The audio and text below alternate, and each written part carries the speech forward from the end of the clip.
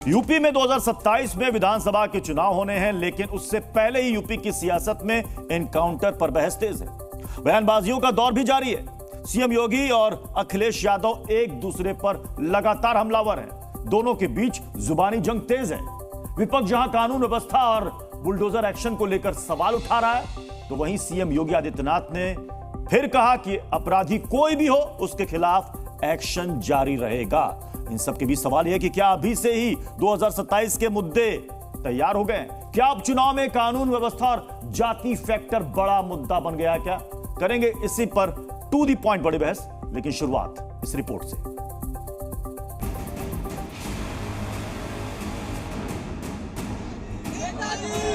पहले बुलडोजर, अब encounter. UP की सियासत में अब सबसे ज्यादा चर्चा इसी की है और इसी को लेकर राज्य के वर्तमान और पूर्व सीएम दोनों आमने सामने हैं। अखिलेश ने सोशल मीडिया पर लिखा कि जिनकी अपने दल में कोई सुनवाई नहीं, उनकी बातें कौन सुने। अखिलेश यादव ने इसके साथ ये भी लिखा, दंड संहिता की जगह बुलडोजर संहिता ने ले ली हो, कानून व्यवस्था शब्द बनकर रह गए हो, न्यायालय की डपट खाना जिनकी आदत बन गई हो, वो मौन ही रहें तो बेहतर है।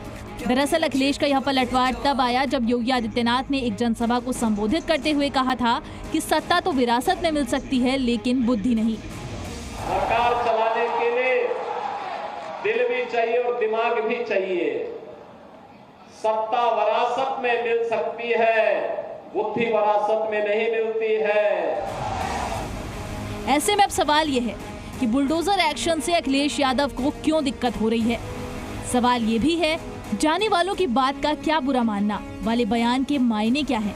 सवाल ये भी है कि क्या अखिलेश यादव अभी से 27 के मुद्दे तैयार कर रहे हैं? करेंगे इसी मुद्दे पर बहस, बने रहिए जी न्यूज के साथ।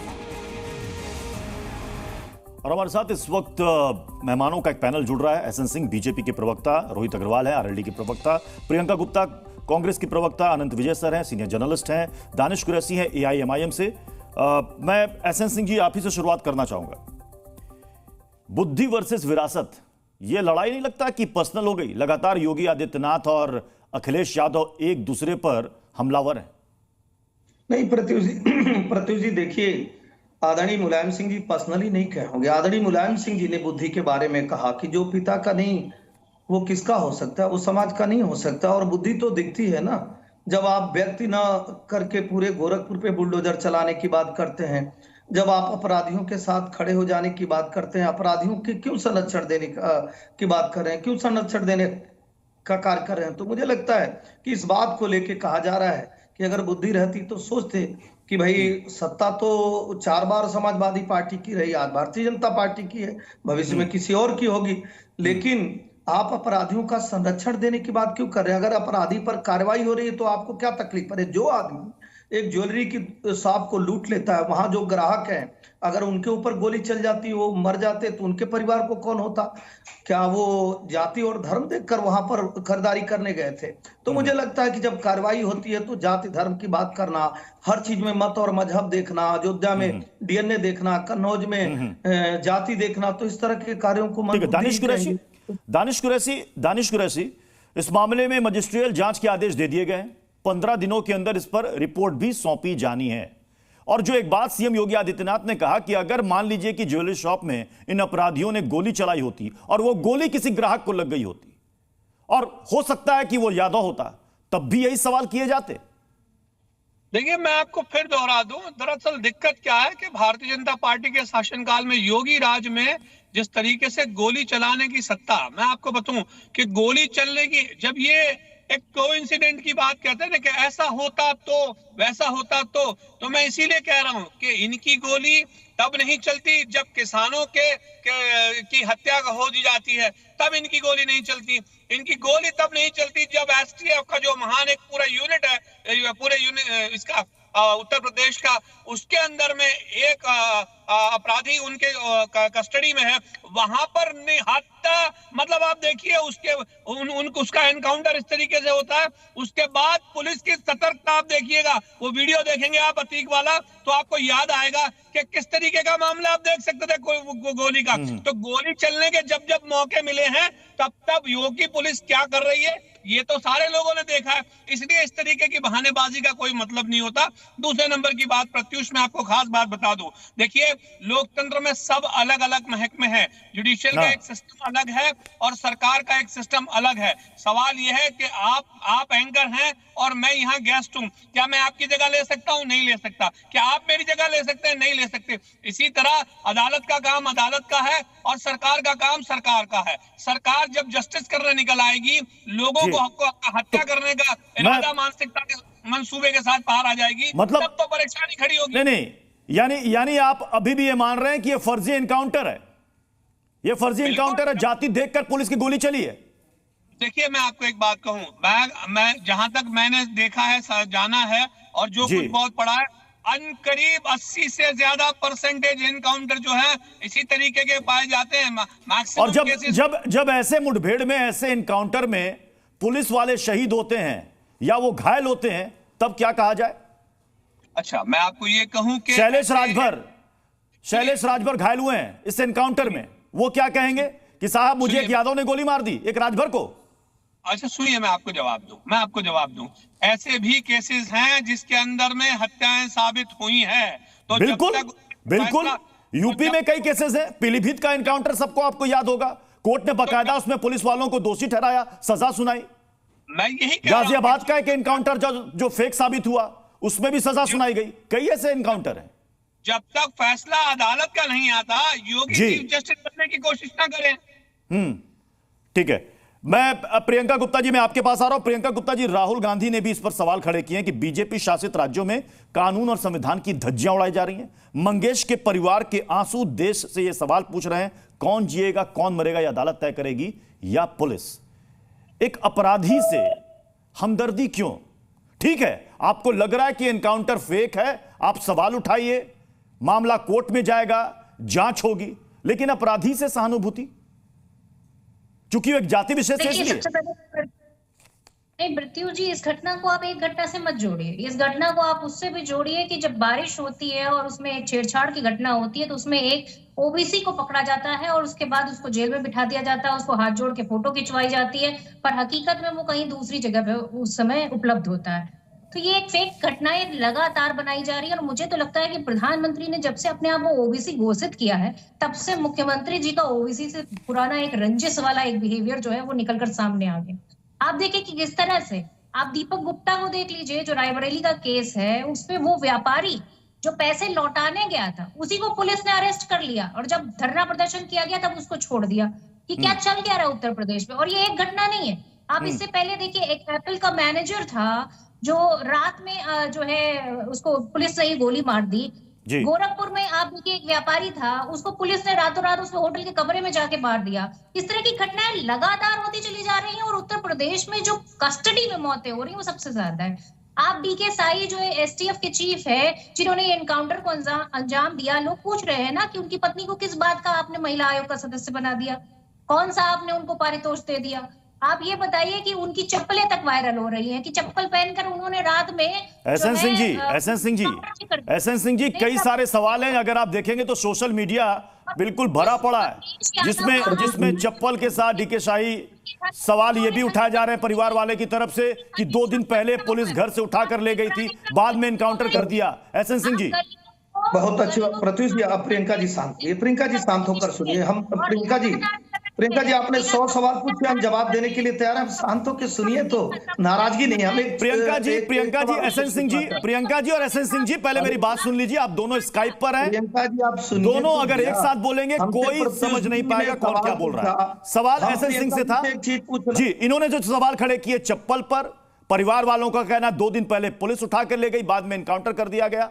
एसएन सिंह जी, देखिए प्रत्युष जी, सवाल तो बहुत सारे उठते हैं। सवाल तो ये उठता है कि मुख्तार अंसारी एक अपराधी था, वो अपराधी जब पंजाब जाता है तो उसको हलवा और पूड़ी खिलाने का कार्य क्यों करते, क्यों उत्तर प्रदेश में अगर ले आने की बात होती थी तो कांग्रेस को दर्द होता था, चूंकि ये लोग अपराधियों के साथ रहते थे। दूसरा सवाल आपका था कि कस्टोडियल डेथ और जुडिशियल इंक्वायरी, जब कोई भी इनकाउंटर होता है प्रत्युष जी तो उसकी जुडिशियल इंक्वायरी होती है, ऐसा तो नहीं है प्राइवेट पर्सन इंक्वायरी करता है।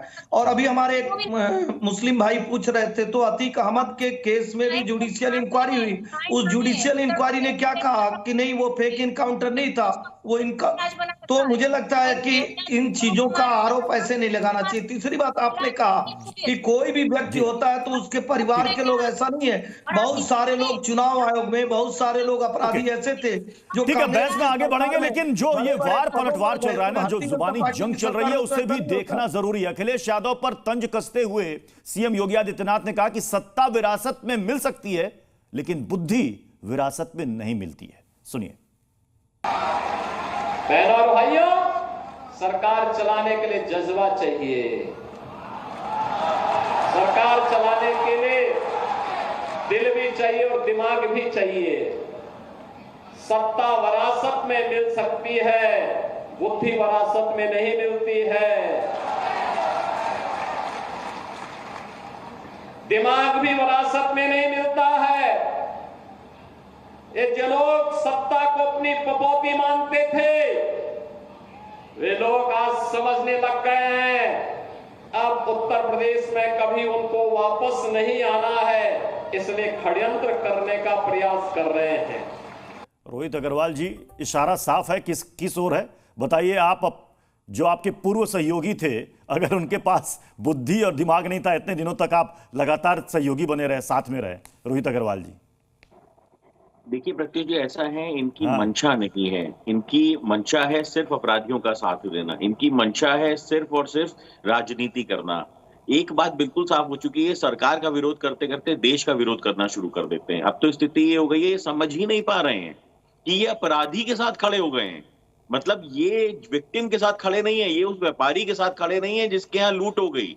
ये उन लोगों के साथ खड़े नहीं है जिनके बलात्कार हो जा रहे हैं, उन परिवारों के साथ नहीं खड़े हैं। इनको चिंता किसकी कि जो अपराधी है उसके परिवार का क्या होगा, उस अपराधी का क्या होगा, क्योंकि इनके संरक्षण में ही अपराध का पालन पोषण होता रहा है। तो वो सब इनसे कनेक्टेड है ना, तो वो सब तुरंत इनके पास जाते हैं कि अरे भैया हाय तौबा भैया, ये तो सरकार ने जो है क्या नाम है हमको अपराध करने ही नहीं दे रही, क्योंकि उसका तो रोजगार ही यही है, अपराधियों का रोजगार उनके लिए यही है। और यही रोजगार चला करता था पूर्वोत्तर सरकारों में, इसी को रोजगार कहा जाते थे। अपराध तब भी आप साइकिल के साथ थे, तब भी आरएलडी साइकिल के साथ थी। हाँ जी, तब भी आरएलडी साइकिल के साथ थी। आपको सब पता था कि इनके समय में क्या चलता था, नहीं चलता था, फिर भी आप करियर पे बैठे हुए थे। देखिए प्रत्युष जी, देखिए हमें पता तो था ही। चौधरी अजीत सिंह जी ने 2013 में बता दिया था, जिस गाड़ी में सपा का झंडा उस गाड़ी में बैठा गुंडा।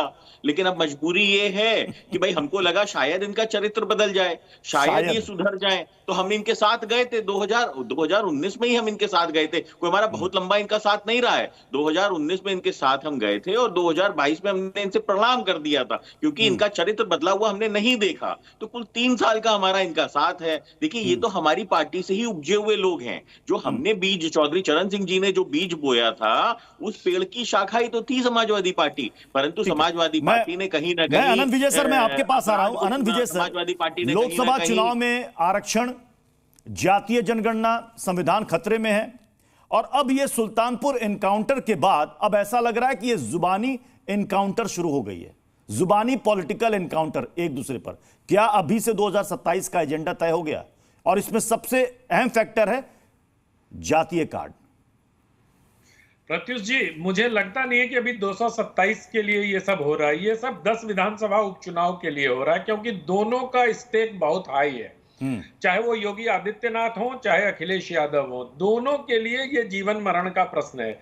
अगर 10 विधानसभा चुनाव में भारतीय जनता पार्टी 6 या 7 सीटें ले आती है, तो योगी आदित्यनाथ का मतलब जो धमक है या उनकी जो स्थापना है उत्तर प्रदेश बीजेपी में, वो और मजबूत होगी। और अखिलेश यादव अभी सफलता के जिस रथ पर सवार होकर परचम लहरा रहे हैं, वो परचम थोड़ा हल्का हो जाएगा। तो मुझे लगता है कि ये सारी जुबानी जंग, आप देखिए जिस प्रकार से अखिलेश यादव ने व्यक्तिगत हमलों से इसकी शुरुआत की कि विंटर सेल लगेगा, मॉनसून सेल लगेगा, पहले उप मुख्यमंत्री से होते होते अब ये डायरेक्ट फाइट में तब्दील हो गया। लेकिन अभी मैं सब उनका भी ताजा बयान आपने देखा होगा। उन्होंने लिखा है कि जाने वालों की बात का क्या बुरा मानना, जिनकी पार्टी में कोई नहीं सुनता वो मौन रहे तो ही ठीक है। बिल्कुल बिल्कुल। तो ये चीज शुरू हुई थी, अखिलेश जी ने ये अरविंद केजरीवाल से पिक किया है। अरविंद केजरीवाल, आपको याद होगा कि जब वो जेल से बाहर आए थे चुनाव प्रचार के दौरान लोकसभा के, तब उन्होंने अमित शाह और योगी आदित्यनाथ के बीच की खटपट की खबर को सार्वजनिक कर दिया था। तो मुझे लगता है कि जो बात चर्चा में थी, उस चर्चा को उन्होंने एक राजनीतिक चर्चा में बदल दिया था, जिसको अब अखिलेश यादव आगे बढ़ा रहे हैं। लेकिन मैं सिर्फ अभी एक वाक्य कहना चाहता हूं आपके साथ चर्चा में। मैं सब लोगों की बातें सुन रहा था, मुझे ये लगा कि अगर अयोध्या में कोई बलात्कार होता है किशोरी के साथ, तो वो बलात्कारी अपराधी होता है, वो मुसलमान नहीं होता। अगर कहीं और कोई नवाब सिंह यादव अगर कुछ करते हैं, उन पर आरोप लगते हैं, तो वो यादव नहीं होते हैं, वो अपराधी होते हैं। लेकिन अगर मंगेश यादव को इनकाउंटर कर दिया जाता है, जो कि हिस्ट्री शीटर भी है और जो इसमें सीसीटीवी में दिखाई भी दे रहा है, अगर उसका इनकाउंटर हो जाता है तो वो अचानक से रातों रात यादव बन जाता है। ये दोहरा चरित्र मुझे राजनीतिक दलों का समझ में नहीं आता। अभी लोग वकालत कर रहे थे कि अदालत की प्रतीक्षा करनी चाहिए। ठीक कहा हसन सिंह जी ने कि एक जुडिशियल इंक्वायरी हर इनकाउंटर के बाद होता है, उसकी प्रतीक्षा कर लीजिए। और आपने जैसा बताया कि गाजियाबाद से लेके पीलीभीत तक में इनकाउंटर में अगर गलत था तो पुलिस वालों को सजा दी गई। सजा सुनाई है, कोर्ट ने सजा सुनाई है बकायदा। हम योगी आदित्यनाथ पर जल्दबाजी का आरोप लगाते हैं, लेकिन हम खुद भी तो जल्दबाजी में कंक्लूजन पे जंप कर रहे हैं कि ये फर्जी इनकाउंटर था। तो मुझे लगता है कि जो भी उत्तरदायी व्यक्ति समाज में है, उनको जुडिशियल इंक्वायरी की प्रतीक्षा करनी चाहिए। ठीक है। जी न्यूज़।